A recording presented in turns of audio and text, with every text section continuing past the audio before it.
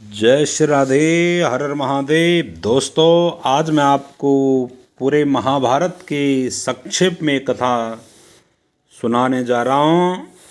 तो कथा कुछ इस प्रकार है। दोस्तों, महाभारत की कथा महर्षि पाराशर के कीर्तिमान पुत्र वेदव्यास की देन है।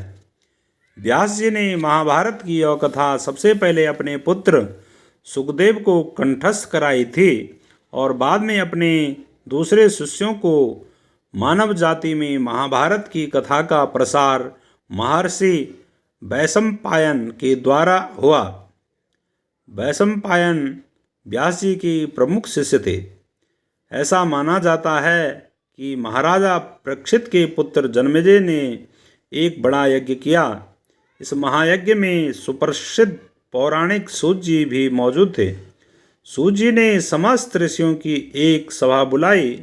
महर्षि शौनक इस सभा के अध्यक्ष हुए। सूत जी ने ऋषियों की इस सभा में महाभारत की कथा प्रारंभ की। महाराजा शांतनु के बाद उनके पुत्र चित्रंगदा हस्तिनापुर की राजगद्दी पर बैठे। उनकी अकाल मृत्यु हो जाने पर उनके भाई विचित्रवीर्य राजा हुए। उनके दो पुत्र हुए, धृतराष्ट्र और पांडु। बड़े बेटे धृतराष्ट्र का जन्म से ही अंधे थे, इसलिए उस समय की नीति के अनुसार पांडु को गद्दी पर बैठाया गया। पांडु ने कई वर्षों तक राज्य किया। उनकी दो रानियां थीं, कुंती और मांद्रे। कुछ समय राज्य करने के बाद पांडु अपने किसी अपराध के प्रायश्चित के लिए तपस्या करने जंगल में गए। उनकी दोनों रानियां भी उनके साथ ही गई। वनवास के समय कुंती और मांद्री ने 5 पांडवों को जन्म दिया। कुछ समय बाद पांडु की मृत्यु हो गई। 5 अनाथ बच्चों का वन के ऋषि मुनियों ने पालन पोषण किया और पढ़ाया लिखाया।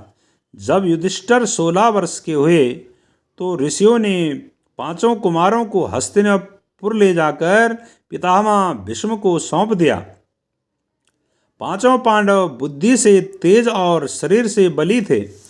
उनकी प्रखर बुद्धि और मधुर स्वभाव ने सबको मोह लिया था। यह देखकर धृतराष्ट्र के पुत्र कौरव उनसे जलने लगे और उन्होंने पांडवों को तरह तरह से कष्ट पहुंचाना शुरू किया। दिन पर दिन कौरवों और पांडवों के बीच बैर भाव बढ़ता गया। अंत में पितामह भीष्म ने दोनों को किसी तरह समझाया और उनके बीच संधि कराई।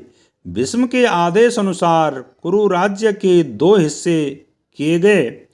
कौरव हस्तिनापुर में ही राज करते रहे और पांडवों को एक अलग राज्य दे दिया गया, जो आगे चलकर इंद्रप्रस्थ के नाम से मशहूर हुआ। इस प्रकार कुछ दिन शांति रही। उन दिनों राजा लोगों में चौसर खेलने का आम रिवाज था। राज्य तक की बाजियां लगा देते थे। इस रिवाज के मुताबिक एक बार पांडवों और कौरवों ने चौसर खेला। कौरवों के तरफ से कुटिल शकुनी ने खेला। उसने युधिष्ठिर को हरा दिया। इसके फलस्वरूप पांडवों का राज्य छिन गया और उनको 13 वर्ष का वनवास भोगना पड़ा। उसमें एक शर्त यह भी थी कि 12 वर्ष के वनवास के बाद 1 वर्ष अज्ञातवास बिताना पड़ेगा। उसके बाद उनका राज्य उन्हें लौटा दिया जाएगा।